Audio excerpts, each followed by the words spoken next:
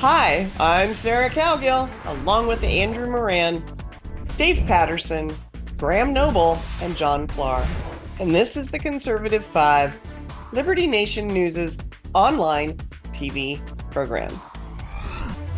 On today's episode, Legacy. What will the president decide? What will be Joe Biden's legacy? A fawning media is wiping egg off its face, and how Joe Biden broke the media. And finally, it's another quick fix to flex the brain in Just for Fun, Volume 53. All this and more coming up in this edition of the Conservative 5. Wait until the question is read.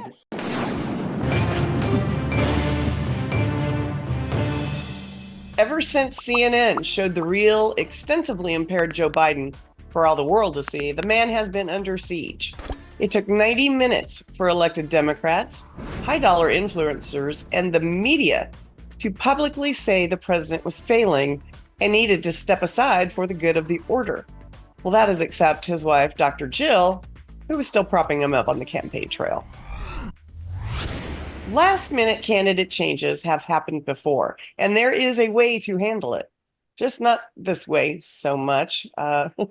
Dave, you and I remember when Richard Nixon resigned. He handled his plight much differently. Well, for those whose memory is slightly foggy, it was roughly a half century ago next month. He resigned August 9th, 1974, in a letter to the Secretary of State, Henry Kissinger. And it read very simply, "Dear Mr. Secretary, I hereby resign the office of the President of the United States. Sincerely, Richard Nixon." Kissinger then at 11:35, for those who like detail, 11:35 a.m. initialed it, and the Nixon presidency was officially over. The circumstances, however, of Nixon's registration, I think, are very different from those facing President Biden. But, also there are some similarities. It was clear that Nixon had lost the confidence of Congress and the American people. But it wasn't because he was incompetent or impaired, as is the case today, but because they saw him as untrustworthy and having disgraced the office. Today, of course, Democrats would see that as qualities of praiseworthy. But the motivation for Nixon's resignation, I think, are different than what people's perception might be. And it was consistent with his behavior throughout. When Nixon lost the 1960 election to Kennedy, the election fraud in Chicago was, that gave Kennedy Illinois, and the victory was historic by any measure. But Nixon refused to challenge those results because he said that there was no need for a constitutional crisis, which he thought would result. Right. Prior to his resignation, his motivation was very similar. There would have been an agonizingly long and drawn out impeachment process where the nation's business would suffer. And we were in the midst of a new relationship with China, withdrawing from Vietnam, and he saw that the greater evil for the country would be to continue in the morass that was Watergate, rather than his resigning. And so he did that. He told a member of his staff, incidentally, if he were to be impeached, he would do the impeaching. And of course he did. Biden's plight is more like President Johnson's, quite frankly. He lost the party's confidence and had strong opposition from within the party, with Robert Kennedy choosing to run against him. Graham, Chicago is going to be the setting again. And this could be a bigger, better blasting riot time since the 1968 convention. I mean, is this kind of reminding us about Democratic karma? It's going to be interesting to see how things at the Democratic National Convention turn out. I think everyone's anticipating that there's going to be a lot of trouble, and I think that's a given, really. I think it's going to be absolute chaos, to be honest. These various groups that are being funded and equipped and even trained behind the scenes by some very kind of nefarious ultra left-wing activists and operatives.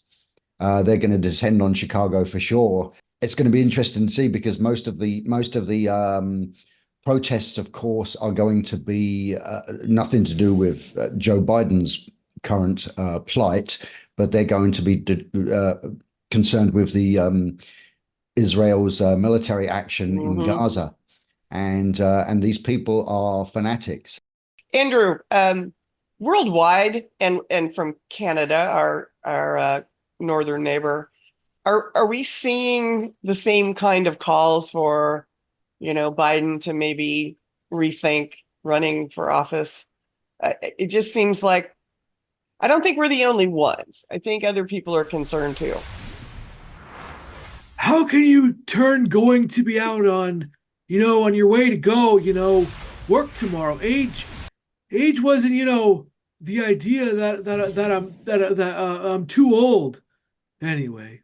No, but you're absolutely right. No, up here in Canada, not really. I think when it comes to the political brass, the media up here are focusing on whether or not Justin Trudeau is going to step down ahead of next year's election because of what happened in the by-election in Toronto. But when it comes to the average person, at least the people I've spoken to, what's funny is that, people who aren't even remotely interested in U.S. politics have known about Biden's cognitive decline for a long time. I've joked about it with my kid's principal, parent I've spoken to on the playground. We've joked about his performance. Of course, many of them don't know about his economic record, but they are aware of the hilarity behind Joe Biden's comedic genius. I think as for the viewpoint of his presidency, I think that will be interesting, looking forward, because historians, they're going to view his presidency as amazing, and he had the American Rescue Plan, saved America, the Green New Deal, Build Back Better, all this nonsense, and but I think for the most part, Americans will view Joe Biden like people view Jimmy Carter, that he was history's greatest monster of American politics because of how bad everything has been, despite the rosy outlook that's emanated from the White House and from the mainstream media for the last 3 years. I just, I wonder. I mean, even he's lost the media, and that has been propping him up since the get-go. So, was that his last sliver of hope? I mean, he still has a few Democrats that are, sticking with him. But in all seriousness, when you have CNN almost mocking him, um, and I don't know anything about MSNBC, but it's obvious. Washington Post wrote his here this could be, what if Joe Biden said these words? And it's basically Abraham Lincoln's farewell speech. So, I mean, all this matters presidentially when it comes down to a legacy. And I mean, what is this legacy going to be, John Clark? Well, I think it's interesting that you fashioned this discussion with a jump off from Richard Nixon. And I wouldn't really have historically considered myself a Nixon apologist. But I think we can say with a firm conviction that Richard Nixon had more character than Joe Biden by withdrawing. But using that as a legacy issue, having lived in the UK for years, something that struck me, looking at this sort of a bird's eye view of our nation, is that the world found Watergate to be remarkable. And remarkable because the rule of law was intact and the highest power in the land was still subjected to that rule of law. And since then, we've had Bill Clinton, who showed some breakdown of that after the Lewinsky matter, in my opinion. We've had a Pope. His legacy was that he stepped down when he knew he lacked the mental acuity to serve his flock. We have a lot of legacy. How about the Reagan legacy? Something else that struck me is at the time in the 80s, when Reagan was deteriorating mentally, the liberal media was horrible to him. Spitting Image did a whole series called The President's Brain is Missing. And we see the opposite now. So one of the contrasts with Nixon is not just the character of the office and the breakdown of rule of law and the increase in the power of the executive branch, and maybe what our country demands for integrity. But it's also a breakdown in the media. Where are the Woodward and Bernsteins, as we've seen in Assange? And now look at the media turnaround, and you're wondering if the media are going to rescue Joe Biden when they are tearing him apart like piranhas. This is Trotskyism. This is the beginning of the end of the Democratic Party, it seems to me. And I think that will be Joe Biden's legacy. Joe Biden's legacy will be what happens when you combine incompetence, a lack of integrity, a lack of accountability, and a lack of character to the greatest nation in the world. And then we have right behind him number two, exhibiting many of the same attributes. So anyway, I think that's the legacy, and I think we're all in trouble. So it's really nothing to have mirth about. Okay, so legacy aside, whether he does any kind of movement and stepping down or just continues to badger, what's going on with the Democratic Party right now? I mean, they seem to be all over the place. Graham, I know you've been covering this a little bit more than the rest of us. What do you? Big box media, major dailies, talk shows, glossy publications, and late night talking heads have been supporting and oozing love towards Joe Biden in an almost orchestrated soundbite effort. Days before the notorious CNN debate with Donald Trump couldn't find a drive-by journalist who believed Joe wasn't fit as a fiddle.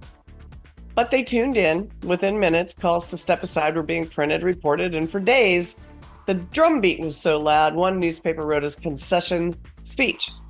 The audacity. Joe Biden broke the media. It's all about you, John Clark. Does Joe need the media on his side, and can he get them back?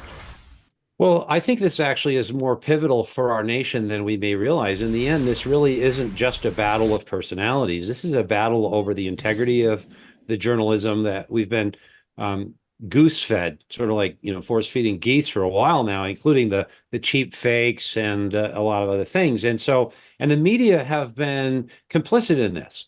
The media have been complicit in everything from the Hunter Biden laptop to the Russia collusion alleged against Trump to anybody remember COVID, student loans, so many violations of basic democratic principles by this administration.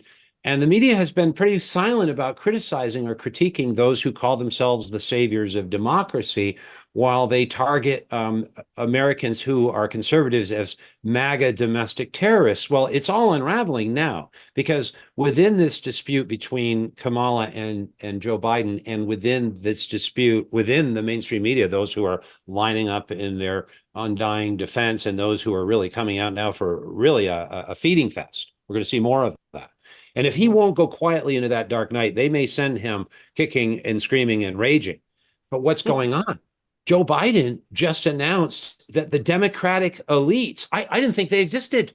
Now there's a Democratic elite. Look at the fragmentation within the Democratic Party right now. And I do think this is important, because maybe the enemies of democracy in America are not Republicans who try to uphold and adhere to the Constitution and common sense. And now what's happening is the whole DEI, social justice, intersectionality is going to start to fragment. Now, and I can predict this as a person of logic, because they're not reconcilable. You cannot say whether Kamala Harris is to be more valued in this world of identity politics due to her race or her gender, or if she became trans, would she then skip up in the caste system hierarchy? It is imploding. And Joe Biden is now a very dangerous liability, because rather than be told what to do, he's going to tear down the whole machine, because he said Democrat elites are trying to tell him what to do. But about the elites in the party. And that's pretty funny coming from the king of elites. Now, in his letter yesterday to those Democrats, he wrote something which I just saw today, what I want to share with our listeners. Quote, he said, "How can we stand?" He says, by the way, that he has to keep fighting for the voters. This is the servant leader, Joe Biden now, not an egomaniac who's lied his way all the way to the White House while calling Joe Biden, Donald Trump, a liar. He says, the voters and the voters alone decide the nominee of the Democratic Party. How can we stand for democracy in our nation if we ignore it in our own party? I cannot do that. I will not do that. Anybody remember what was done to Bernie Sanders and how that party demonstrated how undemocratic they are? How about Robert Kennedy? And I don't mean to be harsh, but Michael Moore said it's elder abuse that he was put through the debate. The Hur report says he doesn't have the competence to stand trial. When are the voters going to start to acknowledge that that very thing, to feel sorry for him because he's too incompetent to stand up and talk to himself, is sort of a double indictment. So where does the mainstream media sit? Looking in a mirror, having the whole country, as I think Graham or others have indicated. Where were you When did you know, and how much did you know, and how much did you hide it? I think this is a crisis for much more than just Joe Biden and the Democratic Party. I think it's a crisis for a mainstream media that's now being exposed for having been pathological, systemic liars for a long time. And that's going to be hard to redeem. I was just going to pivot to Graham on that too. It kind of does seem that all of a sudden the media is mad and they are punishing the administration collectively. Yeah, they are, because the media is basically what they're trying to do, because they are. And you talk about elites. I mean, they're the ultimate elites. The journalists of the big box media, the establishment media, or the so-called mainstream media, which they haven't really been mainstream ideologically for quite a long time. But anyway, yeah, they're mad, and they never admit their faults. The media never ever admits their faults. So basically, what they're gonna do now is they're mad. They've turned on the administration because they're trying to pretend as if Joe Biden's condition was concealed from them all this time. And of course, we know it wasn't. Because instead of them trimming their video feeds to make it look good. There's dozens and dozens and dozens of video clips out there, or audio clips out there, of journalists and pundits on television and in the newspapers, or on the cable news networks, saying Joe Biden is sharp as a tack. He's sharp. He's sharp. He's sharp. This was said over and over again. So the mere fact, it's like the line from I believe it was Hamlet, Shakespeare's Hamlet, methinks the lady doth protest too much.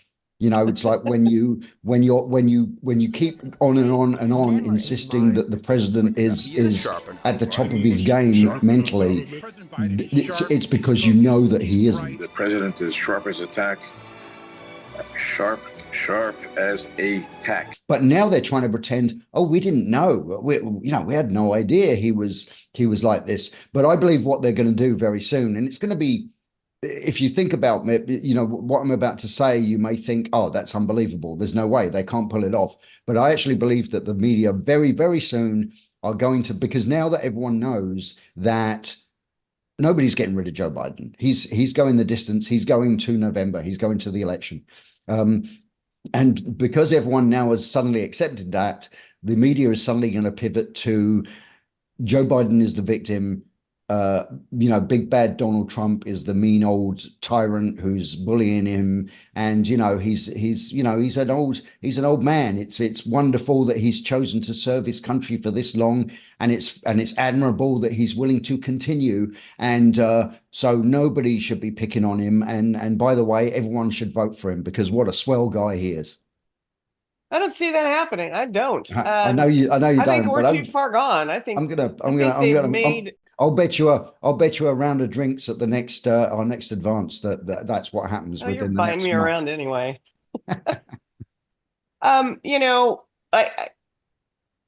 They can't. I don't know how they're going to wipe the egg off their face. I mean, Andrew, Graham thinks they're going to pivot. I think they're going to go even harder to just get rid of him and say, don't mess with us. This is how we mess with you back. Well, first I would say that's one of the reasons why X is so beautiful, because that social media platform has all these clips, all these compilations of how the media, tried to tell everyone that Joe Biden was fit as a fiddle, and that for even years ago, then going on about how Donald Trump wasn't cognitively fit for office.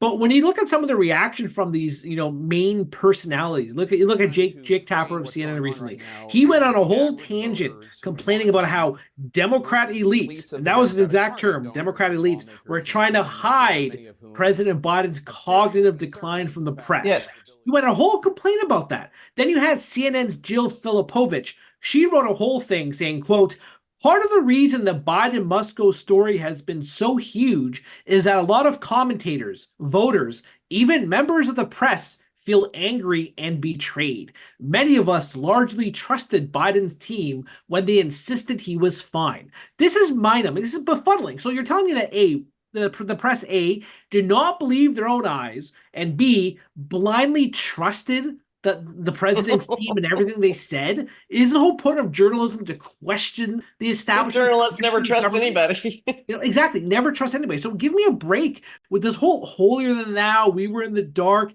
That crow won't caw. So I don't know how the media can wipe the egg off their face because there's all this evidence out there. Unless the media just, because there's so much happens in the world, people just forget about it. But overall, the evidence is out there. The media was complicit, as Mr. Clark said, and that you can never forget how the press behaved since January 2021, or even during the 2020 election when everyone coalesced to beat Bernie Sanders, as Mr. Noble alluded to, and prop up Joe Biden. Well, they're going to be, I think the media is going to be watching so close, and that's going to change. That has to change the way that Joe Biden campaigns.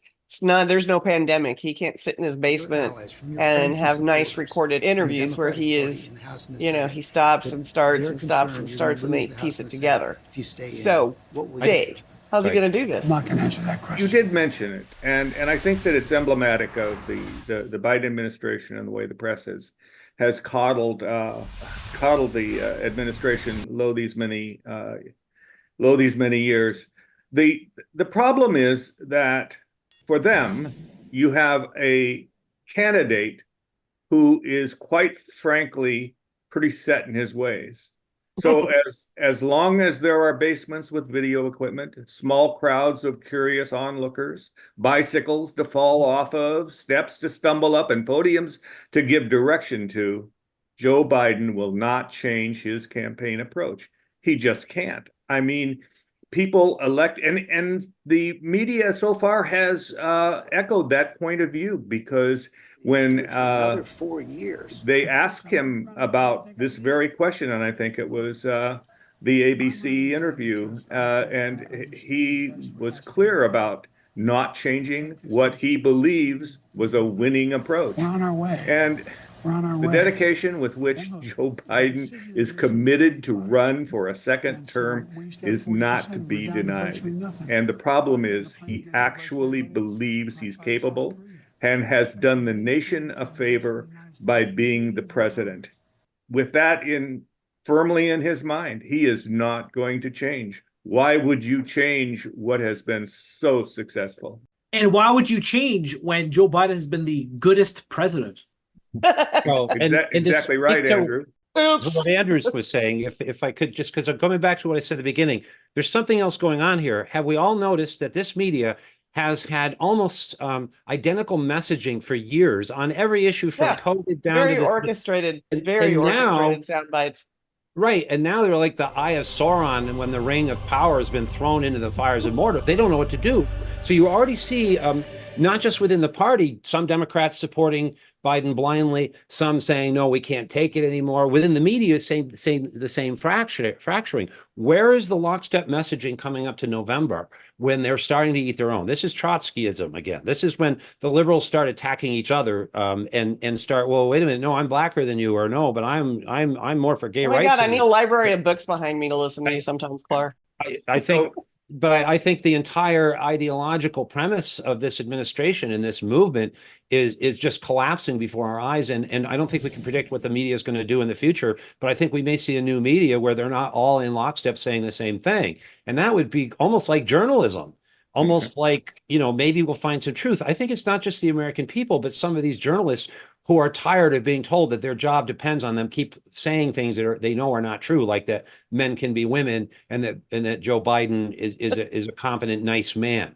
I think they're almost happy to be liberated to be journalists once again. I think too, there's an undercurrent that's going on as well, and the Wall Street Journal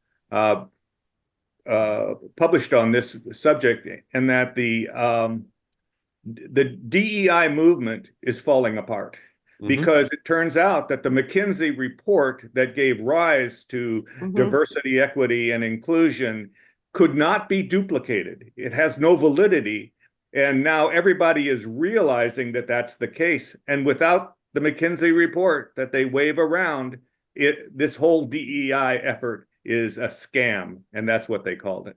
And Liberty Nation News has reported actually that not only has it reported on the death of ESG, but also DEI. And I have one question. Did John quote Lord of the Rings? Or okay. He lost me on that one. He did reference Lord of the Rings. Yes. But I think John makes a good point, and you know, I would say, do we even dare hope this is possible? But perhaps this whole complete catastrophe of the media pretending that they were duped by the Biden administration over the state of his health, which of course is not true at all. But they're pretending they are. But will this whole mess now lead to perhaps at least some of these media outlets who were so faithful to the establishment and so faithful to the Democratic Party? Will they now in the future go, we can't afford to go through that again. We are actually going to have to, look at what these people are doing and give it a little more fair analysis rather than just blindly taking the White House talking points every day and fashioning those into media articles, which is what they've been doing for years now. They've also been maybe they finally, maybe that's really has bitten them in the rear end, and they're thinking, wow, we might have to actually go back to doing our jobs. Remember when they redefined the word recession? Anyone remember that? I remember that. Yeah. Do what? They redefined the word recession on request from the White House. Well, that's what they do. That's what they're good at. Spin. But that's nothing. I recently heard that the Great Salt Lake is racist. So I think about that. Nothing to do with Biden. I always said so. Yeah. I think we had that discussion the last time, right? Down in New Orleans. All right, guys. Oh, to be a fly on the wall in these editorial board meetings going forward. I would love to do that. But hey, thanks for tuning in, and thanks, panel.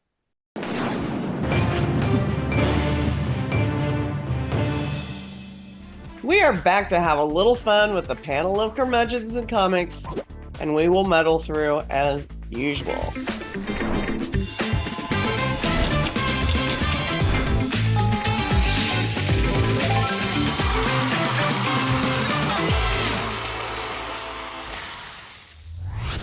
It's a C5 game of trivia, brought to you by Liberty Nation News' own Kirsten Brooker and your host today, Mr. Andrew Moran. Kirsten Brooker? I always thought it was Kristen Booker. Where the heck have I been?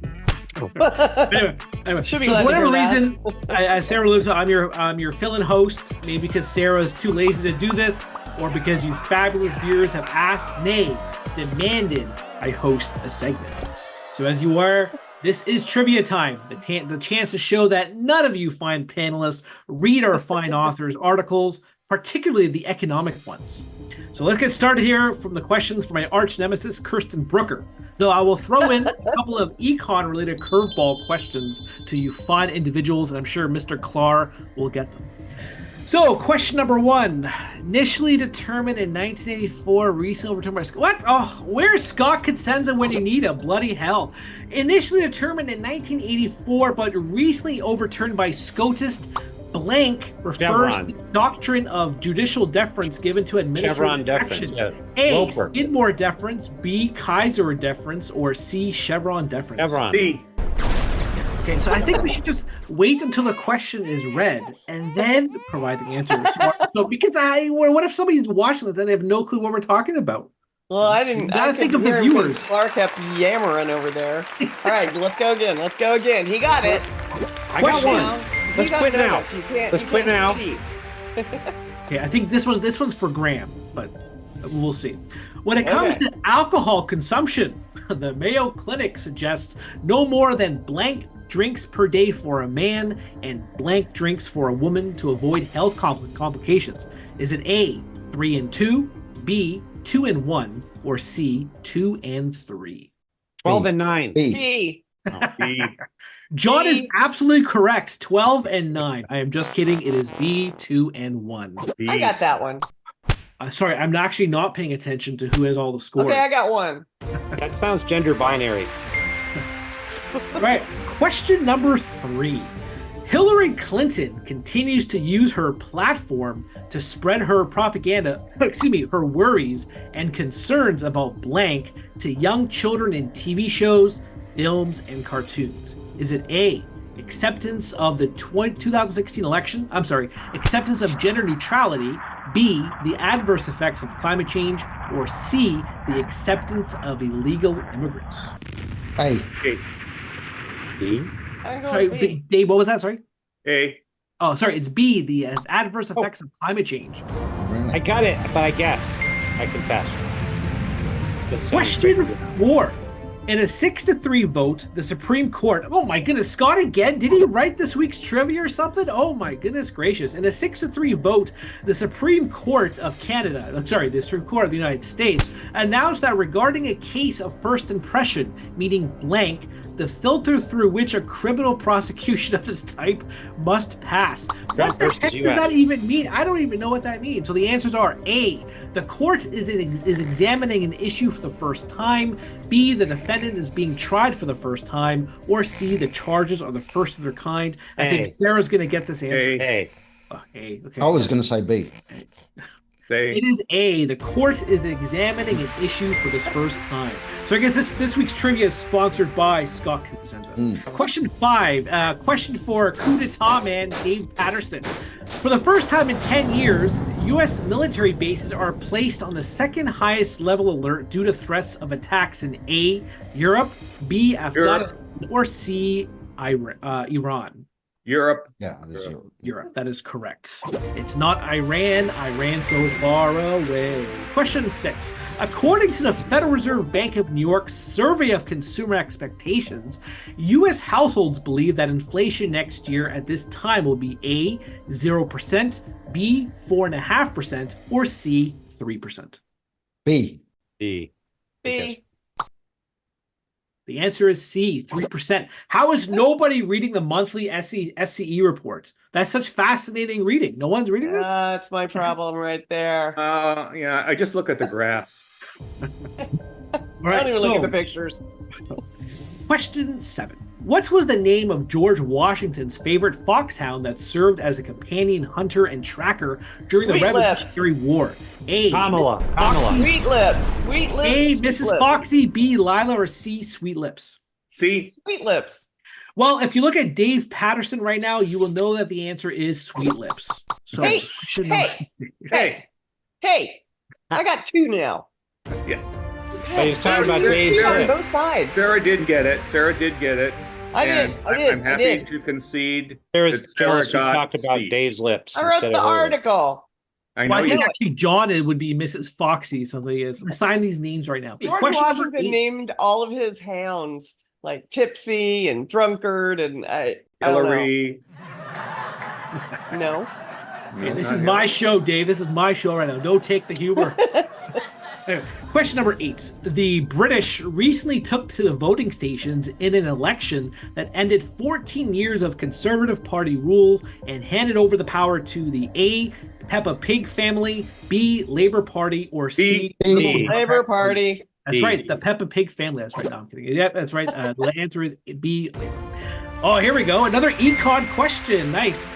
Question 9. In the June jobs report, what sector of the economy was a top job creator? Was Government. it A, government, B, Healthcare. manufacturing, or C, Government. John Clark's farm? Healthcare. It's Healthcare. government. I am hiring. Graham is absolutely correct. A, the government. They provided 2/3 of the job creation. Oh, it's healthcare. So wait a second. Last week it was healthcare. Yeah.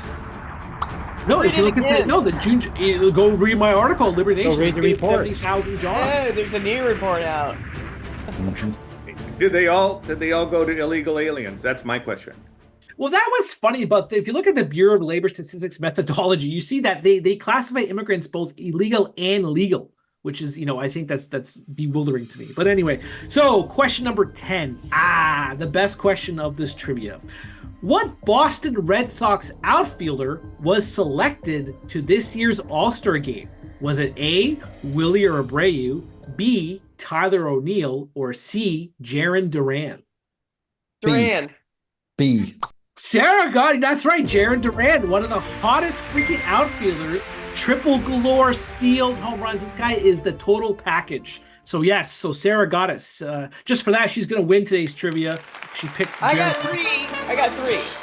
What everybody else Yes, get? you did. Yes, you got Wait, three. John's in Vermont, correct? Is that Red Sox Nation? Is that part of Red Sox Nation? Shouldn't John know that? Well, you haven't heard of the Vermont Woodchucks in the American How League? much wood could a woodchuck chuck? We almost have enough people for a whole team now. Nice. All right, guys. So that's it. That's the show. talk. Graham, stay noble. Dave, go participate in a regime change somewhere. John, count your sheep before bed. And Sarah, stay lovely. Thank you. Well, that's it, folks. Andrew sort of had the last word, but I'm going to put one in. Hopefully, you at least had a good time. And we appreciate you tuning in again.